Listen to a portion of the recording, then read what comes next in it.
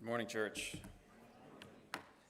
Jeb and his family are out of town this week, which means you're stuck with me. So, I'm not sure if he planned this intentionally for me, if he set this up for me, or if I just got lucky, but I get to preach on David and Goliath today. So, that's going to be exciting.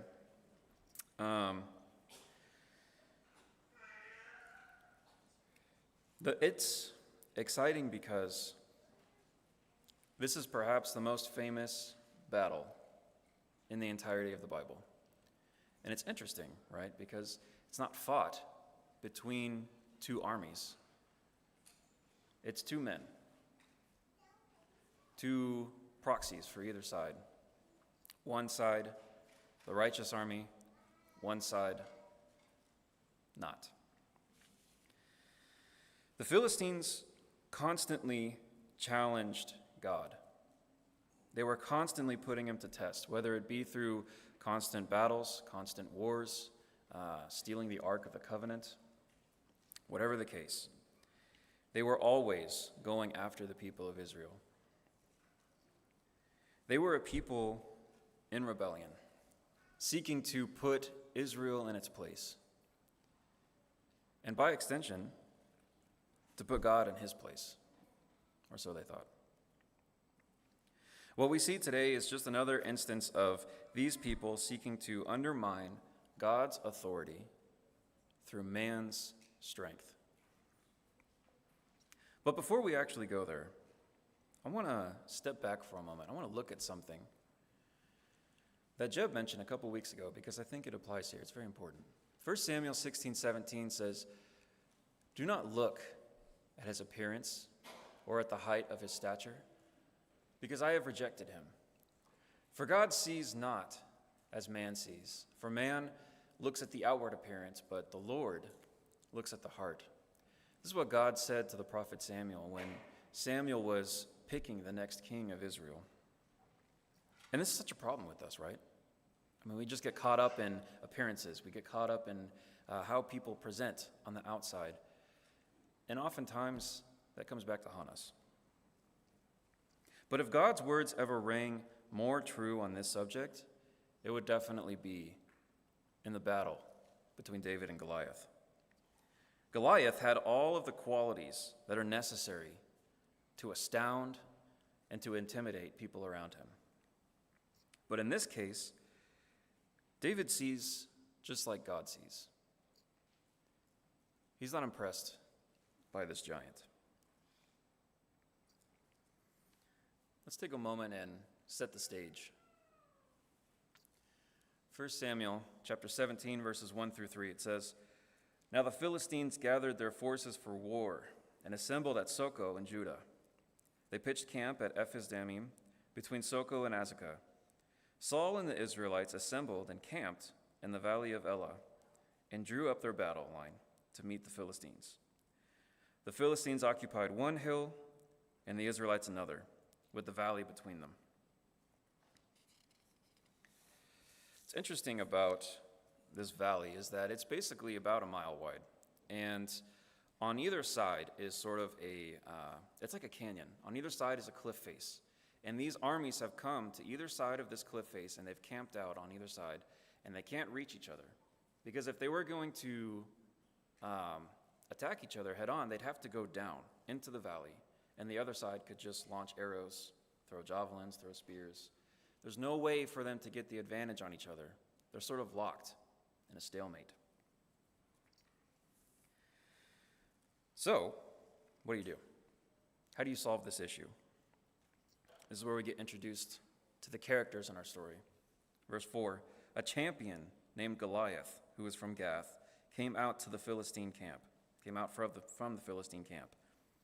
His height was 6 cubits and a span. He had a bronze helmet on his head and wore a coat of scale armor of bronze, weighing 5,000 shekels. On his legs he wore bronze greaves, and a bronze javelin was slung on his back. His spear shaft was like a weaver's rod, and its iron point weighed 600 shekels, and his shield bearer went before him." Now, We don't measure things by cubits and spans anymore. So to put this into something that we can understand, Goliath was about 9 feet, 9 inches tall. His chest piece alone weighed about 200 pounds of bronze. The head of his spear that was mentioned there, just the head is about 20 pounds.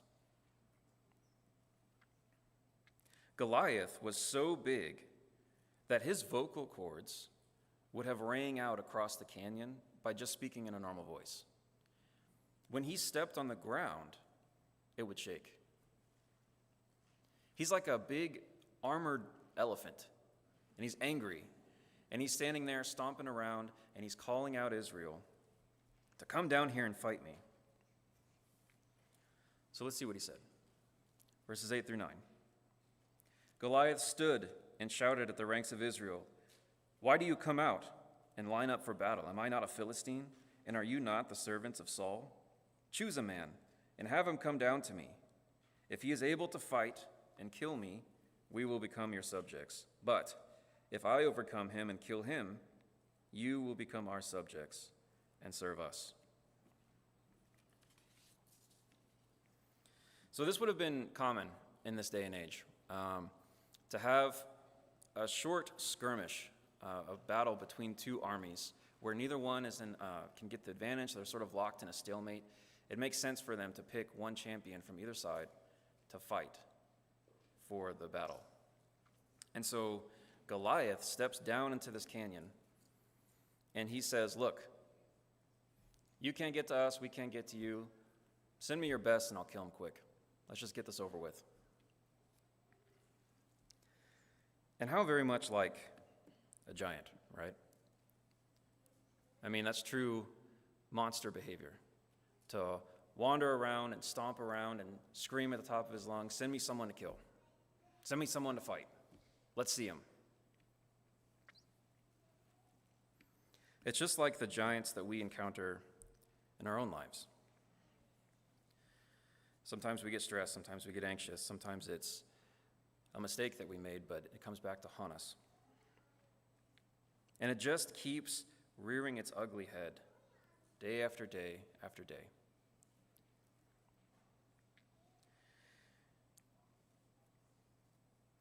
So we've set the stage, right? The battle lines are drawn. There's a canyon between the two camps. Goliath goes down, and he's this big armored animal, shouting defiances, shouting curses at Israel. It's probably thunder in the sky, right? And they're getting ready for war, but miles away, it's almost like a cutscene, right? Like we just sort of, this is what's going on over here, now let's take a look over here. And miles away, we turn towards David. And the scene couldn't be more different, because David is in his pasture field, with his father's flock. He's out there with a bunch of sheep, standing on the Judean countryside. I can imagine lush rolling hills, fair weather, sitting out there with the sheep, playing his harp. Couldn't be bothered by what's going on at Israel's border. But then, his father calls him in. In verse 17, "Now Jesse said to his son David, 'Take this ephah of roasted grain and these 10 loaves of bread for your brothers, and hurry to their camp. Take along these 10 cheeses to the commander of the unit. See how your brothers are, and bring back some assurance from them.' So David, like the good son that he was, he obeyed his father. He rose up early the next morning, made sure that the sheep were cared for. He left them in the care of another shepherd. And he left for the front lines of war.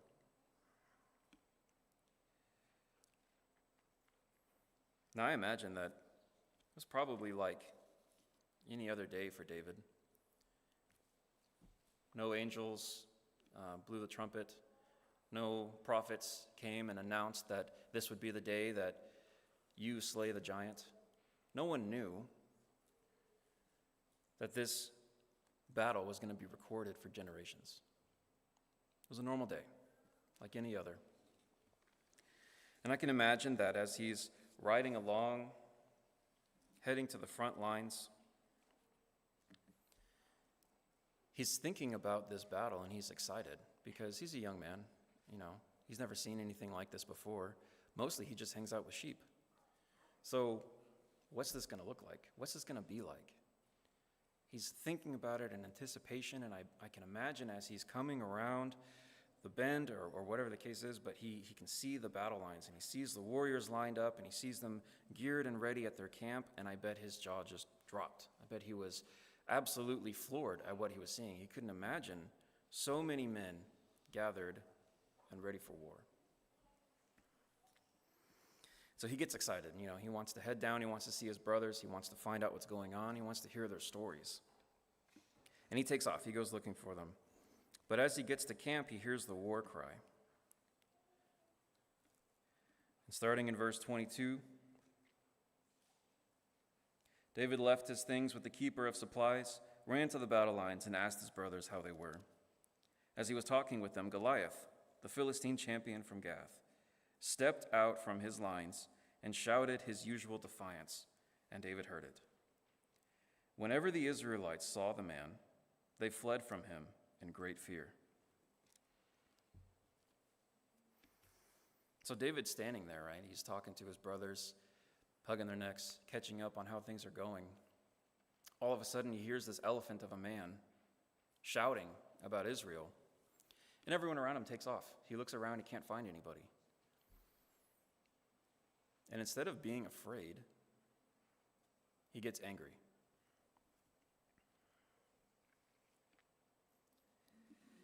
He thinks, how could this Gentile speak about God and his people this way?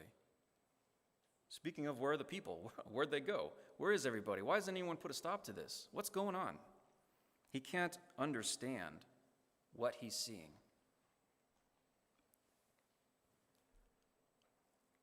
Picking up in verse 26, David asked the men standing near him, what will be done for the man who kills this Philistine and removes this disgrace from Israel? Who is this uncircumcised Philistine that he should defy the armies of the living God? And they repeated to him what they had been saying and told him, this is what will be done for the man who kills him. Now, the king, Saul, had issued this decree that he would reward the man who chooses to step out and fight Goliath. And he would reward him with three things: riches, tax exemption, and his own daughter in marriage. And this should tell us a lot about Saul's character. Because remember, Saul is the king of Israel, and the text said that he is a head and shoulders taller than everyone else. So if you think about it, from worldly standards, who's the most obvious choice to go fight Goliath? It's going to be Saul, the chosen one of Israel, the king, the tallest man around. It's got to be him. And yet, he cowers with everyone else, and he chooses to put out a reward for anyone, to go fix this problem.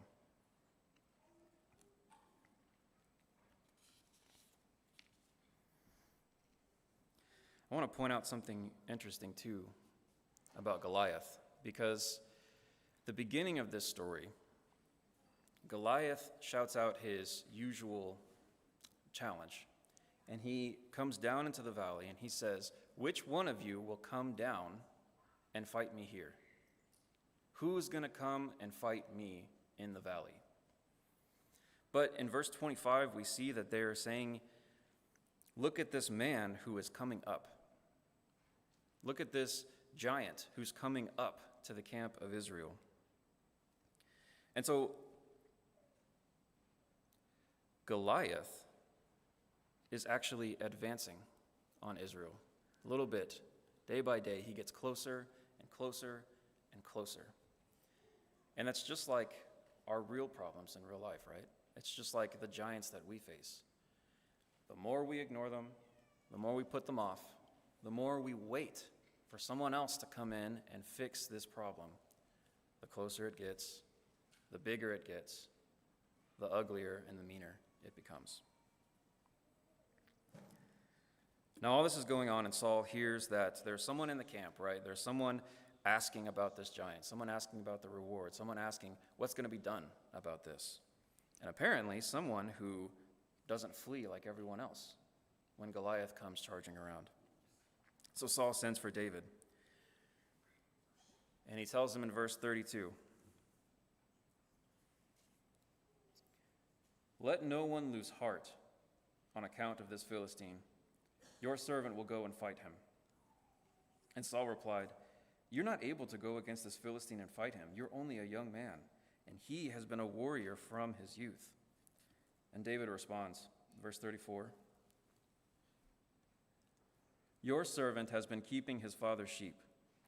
When a lion or a bear came and carried off a sheep from the flock, I went after it. I struck it, and I rescued the sheep from its mouth. When it turned on me, I seized it by its hair, I struck it, and I killed it. Your servant has killed both the lion and the bear. This uncircumcised Philistine will be like one of them, because he has defied the armies of the living God. The Lord who rescued me from the paw of the lion and the paw of the bear will rescue me from the hand of this Philistine." I think that it's too easy for us to overlook, to forget all of the victories in our lives that God has seen us through. A lot of times we get confronted with something. We get confronted with our own giants, and fear takes a hold of us, right? We forget. We get scared. We panic. But not David. David's different. He remembers all of the times that the Lord rescued him from certain death. And he knows that God is going to do it again. When I was studying for the sermon, I came across one author who said that to David, Goliath is just another threat to his sheep. And I like that quote a lot, because when David looks at Goliath, he doesn't see a giant. Instead, he just sees another hungry animal that's getting a little too close to his flock. And I want us to think, imagine, what would life be like if I acted more like David?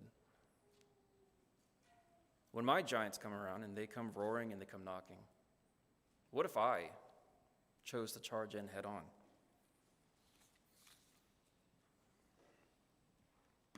How many giants would I slay?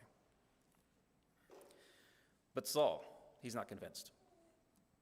He says the right thing. He says the spiritual thing. He says, "Go, and the Lord be with you. But before you go, make sure you try on this armor, and let's see if it fits, because we don't want you to get crushed," right? Now, it's interesting, right? And this is pure speculation on my part, but it's interesting to me that Saul does this.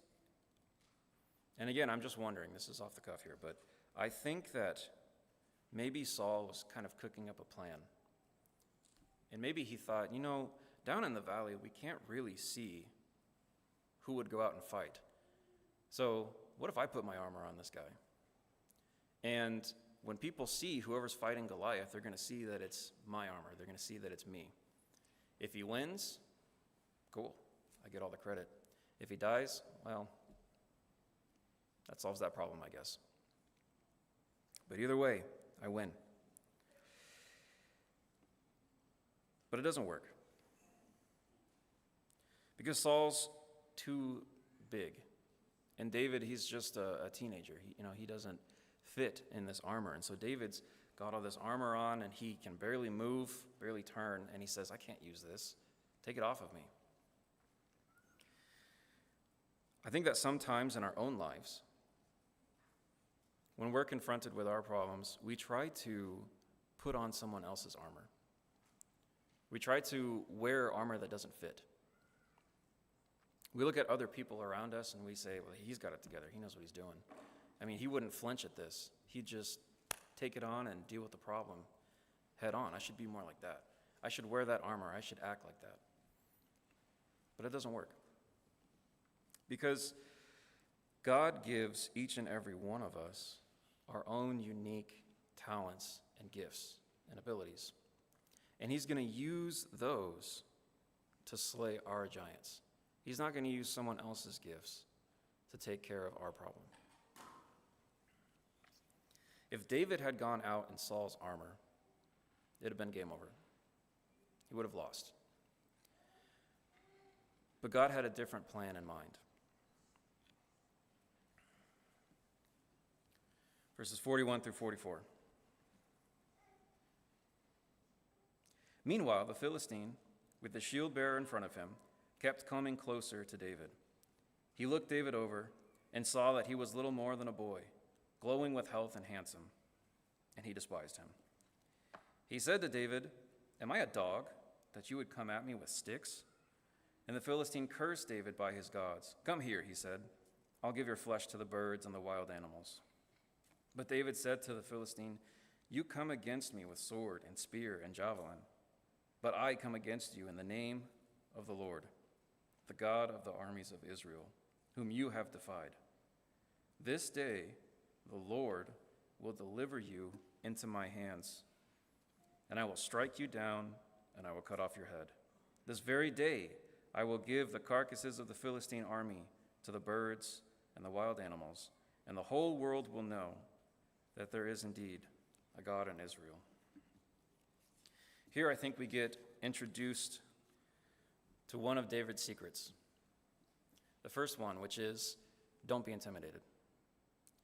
David saw Goliath. David heard his voice. David saw and felt the ground tremble as he walked.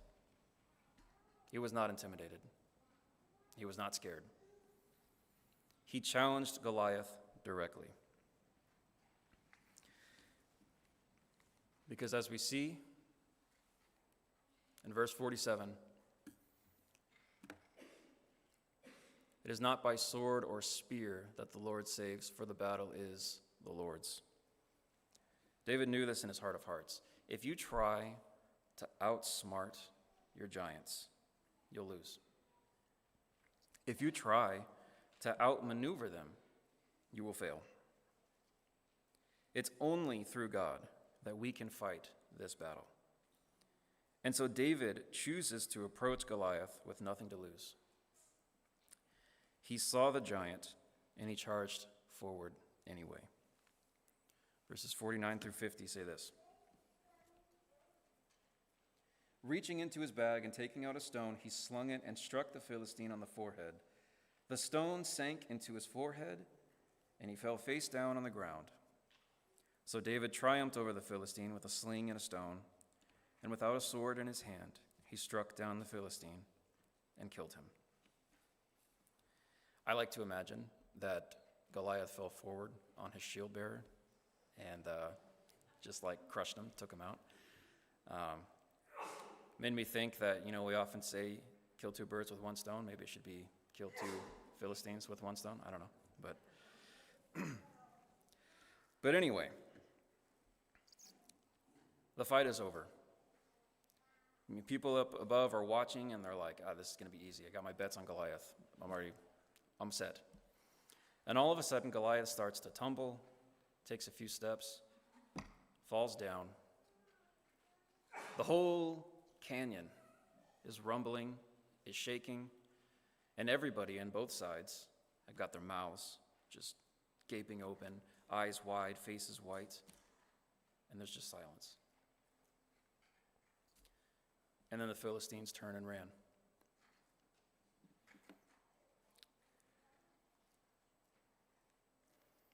That single shot, that single slingshot, was more than just a stone's throw. It was proof that there is a God in Israel and that he will not be mocked. I'm kind of trying to keep the same format as Jeb, not to throw it off too much, but I want to come here with 3 takeaways. The first takeaway is that facing your giants is scary. It's intimidating. Your giant can look like a lot of different things. It could be whatever problem you might have in your life, unemployment, problems with your spouse, bad financial decision, I'm not sure. But remember that giants don't sit still. The longer we avoid it, The longer we push it off, the longer we wait for someone else to come and fix the problem, the more it marches right up into our camp. Don't let it.